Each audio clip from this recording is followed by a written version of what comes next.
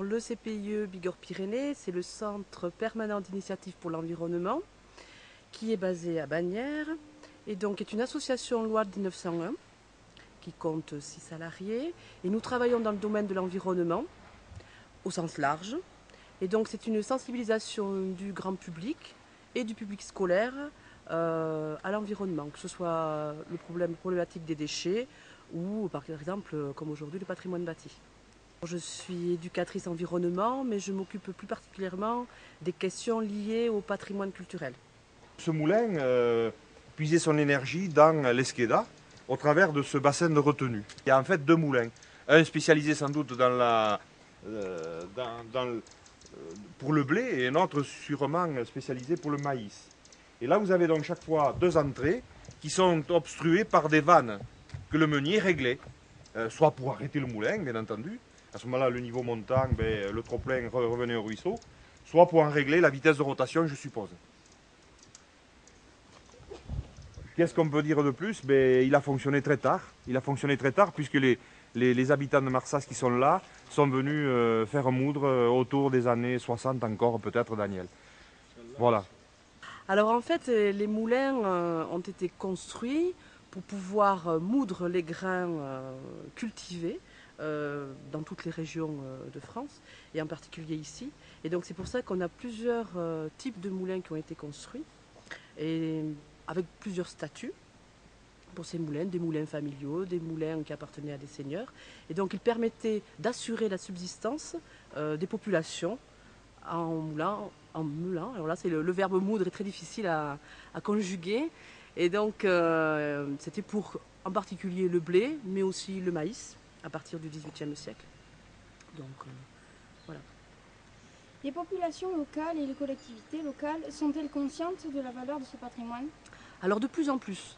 Il y a énormément de projets de valorisation de ce petit patrimoine lié à l'eau. Et donc il y a de plus en plus de projets qui naissent ça et là dans le département. Et en particulier sur le Pays de l'Aude, il y a eu des projets menés à bien, mais aussi dans la zone du parc national des Pyrénées, qui ont aidé à la rénovation de plusieurs moulins. Et il y a même eu une création récente d'une association qui va réunir tous les propriétaires de moulins, qu'ils soient privés ou communaux. Quelles actions ont-on menées à ce jour pour la réhabilitation de ces moulins? Alors, plusieurs actions. D'abord, c'est la réhabilitation, c'est-à-dire on va restaurer le bâti, c'est-à-dire refaire la toiture, refaire les murs. Et après, dans un second temps, si on a vraiment un projet de valorisation, on va pouvoir reconstituer la chambre des meules et reconstituer les meules qui vont marcher, c'est-à-dire moudre du grain. Donc là, il y a plusieurs étapes dans ces projets de valorisation. Et après, le moulin en tant que tel, il est intéressant, mais il faut aussi le replacer dans le cadre de son site, avec les différents canaux d'amener d'eau et de fuite. Et donc là, après aussi, il y a tout un programme de valorisation avec remoudre du grain, refaire de la farine, retravailler le pain, par exemple. Ça peut être des projets aussi, alors là, sur des longues années.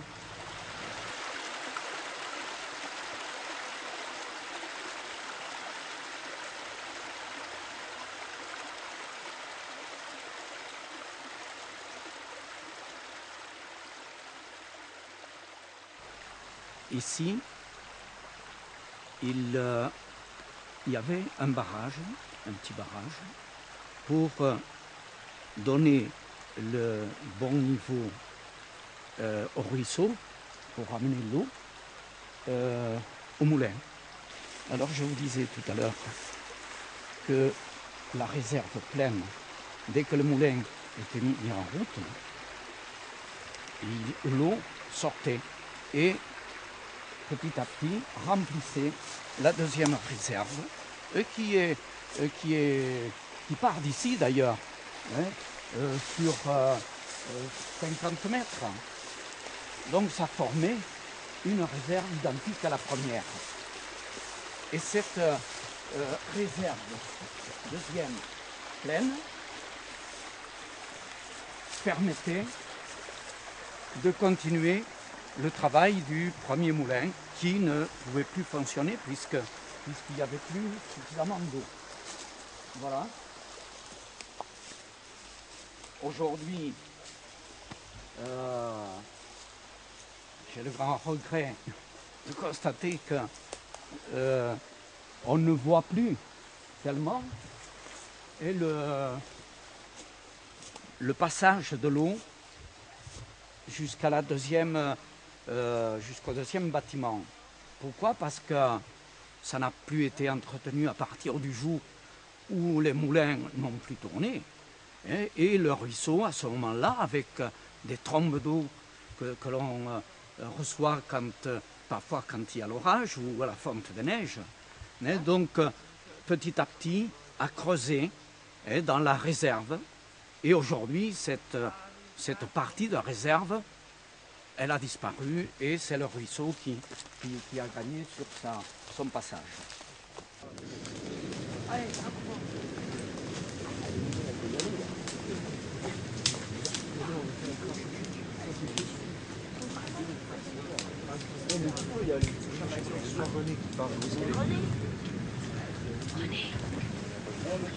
Où est-ce qu'il est, René? Oui, mais là encore, je vous dis, laisse pas passer. On va le nettoyer dans l'esprit. Oui. Non, mais là pour l'instant, je ne peux pas y aller. Qu'est-ce que vous voulez que je vous raconte? C'est le moulin de ma famille, forcément, de mes beaux-parents. Et bon, on est très content que le lycée agricole, que le CPIE, que toute une équipe, la mairie de Marsas, bon, tous ceux qui veulent que le patrimoine quand on regarde dans quel état c'est, effectivement, moi pendant 37 ans je n'ai rien fait. Et si effectivement avec vos idées, avec vos yeux, avec votre imagination, avec votre enthousiasme, on peut éviter que ça continue à se dégrader, voire même à le faire revivre, pourquoi pas. Et quand la première réserve était pleine, le moulin était entraîné par la pression des vannes. Et quand cette réserve du premier moulin était vide, c'était le deuxième qui se remplissait. Donc il n'y avait pas de perte de temps de l'un à l'autre. Et l'un des deux moulins tournait tout le temps. Le troisième permettait à son tour de fonctionner de la même façon.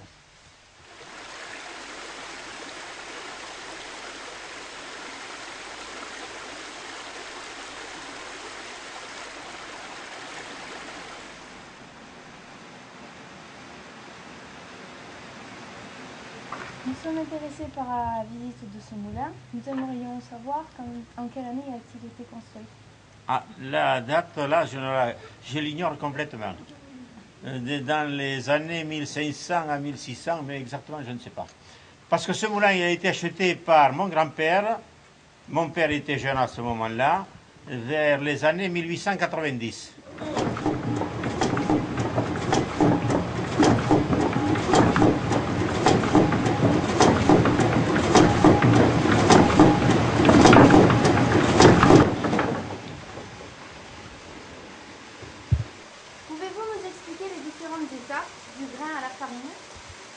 Eh bien, je vais essayer avec la mémoire, peut-être. Le paysan s'amène avec son attelage de bœufs ou de vaches. Il apporte un sac ou deux au moulin et faire moudre soit la farine pour les animaux, soit pour faire du pain. Bon, le meunier est toujours disponible. Il est là. Il est en place, il attend que ses clients arrivent quand même. Alors, il décharge le grain, parce que le meunier, il faut qu'il soit solide. Il en a l'habitude, il lève les grains. Mon père se levait un sac comme ça tout seul sur le dos. C'est une habitude, voilà. Moi, je ne l'aurais pas fait peut-être à ce moment-là. Un sac, disons, c'est un hectolitre. Il y a 5 mesures comme celle-là. Il les verse là-dedans, et à chaque déversement de grains, ça c'était la paye du meunier. Il enlève ce petit récipient, ça avait un nom, mais je l'ai pratiquement oublié. il le met dans... Et jusqu'à la fin, les 5, comme ça, c'est... Il ouvre ce moulin derrière. Peut-être qu'on ira le voir tout à l'heure, comment on le fait. Et puis, il règle son moulin, la moteur, la finesse de la farine. C'est avec ce système-là, cette barre en bois, il lève la meule ou il la descend. C'est en fonction pour avoir une finesse. Voilà, il tourne ceci. Et ça tombe très bien. S'il veut la relâcher, voilà. La meule se rétrécit, ça s'approche un peu plus, la mouture est plus fine. Voilà. Bien, voilà, vous avez cet appareillage qui est dans le moulin. Le grain tombe ici à l'intérieur. Et puis en fonction, c'était réglé par ces bouts de ficelle avec ce pivot là, ici à l'intérieur. Ça donnait une inclinaison, soit pour descendre plus rapidement le grain, ou bien pour le retenir un peu plus. C'était pour la finesse, et des fois, suivant la siccité du grain, il pouvait être plus sec ou plus humide, des fois ça passait moins bien quand il était humide. Quand il faisait le remplissage, il y avait un bout de chiffon à l'intérieur, c'était toujours entraîné par le grain. Puis, quand le récipient était vide, ça se vidait et ça tournait. Il y avait 2 pointes de chaque côté de cet appareil qui tournait et ça faisait 4. Ça avertissait qu'il n'y avait plus de grain, qu'il fallait renouveler la charge du récipient. Et voilà. Ce pic servait à piquer les meules, c'est-à-dire il fallait rendre la meule rugueuse. Sinon, si c'était trop lisse comme du ciment, comme ici par exemple, ça n'a rien à voir avec la pierre de la meule, le grain était aplati et non broyé. C'est pour ça qu'il fallait que ce soit rugueux comme cette pierre, elle est assez rugueuse, voilà, c'est ça.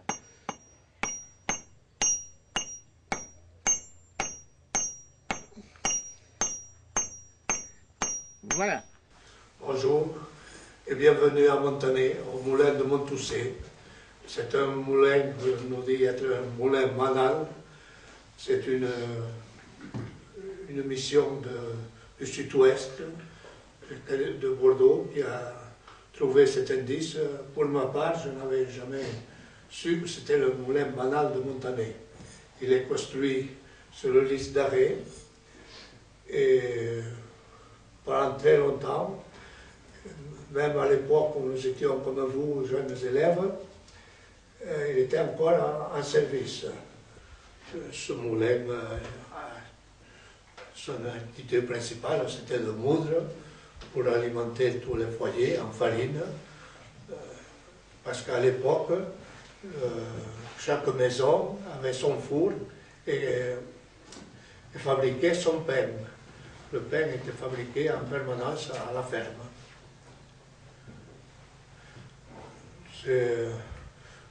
C'était leur activité principale. Il y avait bien sûr un moulin, une meule pour le blé, et il y avait aussi une autre meule à côté qui servait à moudre le maïs, parce que le maïs était utilisé bien sûr pour l'alimentation des animaux, mais nos ancêtres mangeaient pas mal de pâtes faites à base de maïs. On appelait la pastète. Depuis quand ils ne sont plus en activité? Depuis quand il est en activité?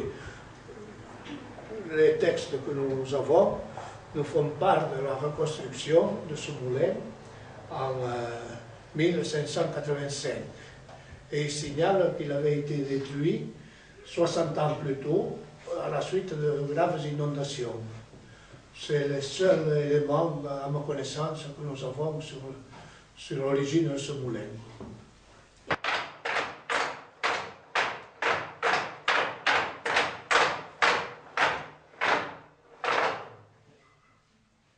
Voilà, cet appareil servait de la mouture à séparer le son de la farine. C'était enveloppé de la soie je crois qu'il y avait deux catégories de soie. La farine tombait de ce côté-là, la mouture, et puis la farine la plus fine tombait ici, et plus elle allait vers le bout, plus elle était plus épaisse, enfin, moins fine. Et le son venait ici, comme il y avait un habillage ici, par ces pales, il était éjecté de ce côté-ci, par l'émigration. Nous étions une équipe de copains qui, pour passer le temps, nous sommes intéressés à consolider le moulin parce qu'il était relativement dangereux. Tout ceci était vide, était sans protection et il y avait le risque quand même que quelqu'un tombe.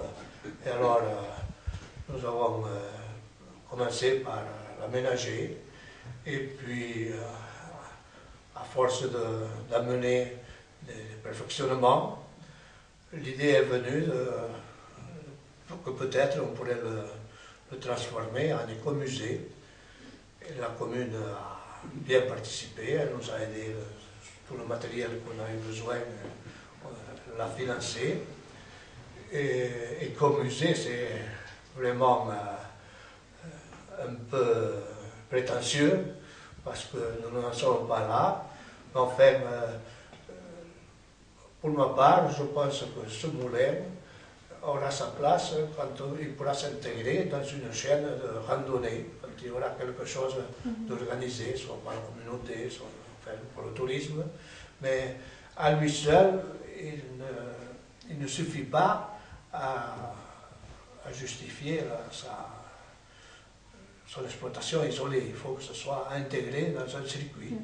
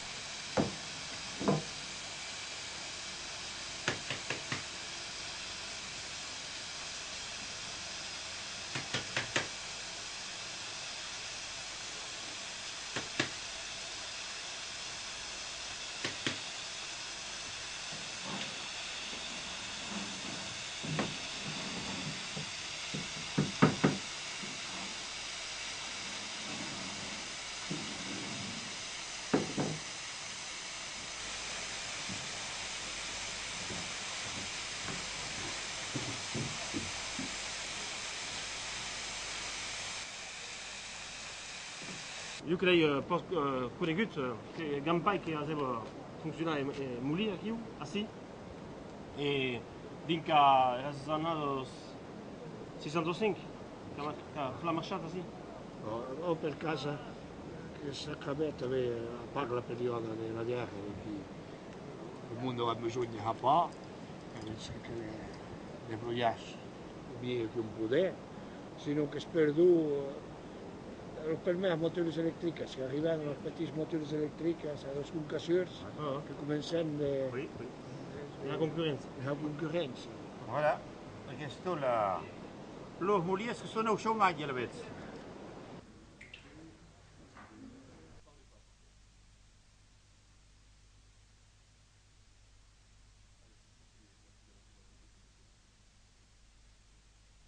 Et donc le dernier meunier, c'est mon grand-père, qui lui avait déjà un petit peu changé d'activité, puisqu'il était à moitié facteur et meunier. Vous voyez bien, il avait déjà senti le truc venir. Ce moulin a-t-il été sauvé ou a-t-il fait l'objet d'une restauration? Ben oui, je l'ai restauré depuis déjà 7 ans, j'ai commencé, et ça ne sera jamais fini, puisque je veux le restaurer tout en même temps le garder dans son état de fonctionnement ancien, quoi. On m'avait proposé de le faire marcher chez nous. Il y avait un tas de petites bricoles à faire, mais comme il y avait une occupation, vous avez vu comment ça se passe chez nous, c'est un petit peu l'industrie, sillage, la propriété, tout ça. Pourtant, j'avais des collègues qui voulaient me donner la main. Mais il n'est pas exclu qu'un jour je parviendrai à ça.